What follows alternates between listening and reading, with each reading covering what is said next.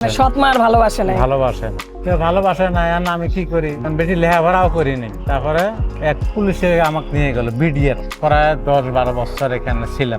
ওই বিডিআরটাই ফেরে আবার মানে চট্টগ্রাম যাইবো, তোরা কোথায় আমার সাথে যাবে? আমি বললাম, না আমি আর যাবো না। তারপরে আপনি আবার কুড়িগ্রাম চলে গেছেন। হ্যাঁ, কুড়িগ্রাম আবার চলে আসি। 5,000 টাকা দিয়েছিল। এই 5,000 টাকা নিয়ে আসি আমার আব্বার হাতে দিছি।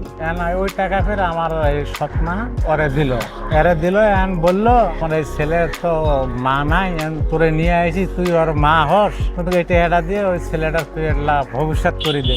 ওর আমার ওই টাকা ফের আবার খায় ভালাইছে। তখন ফির আবার ওই ঢাকাতে ফির আবার আসলাম, গার্মেন্টসে চাকরি নিলাম। কয়েক বছর পর আবার এনে বিয়ে করছি।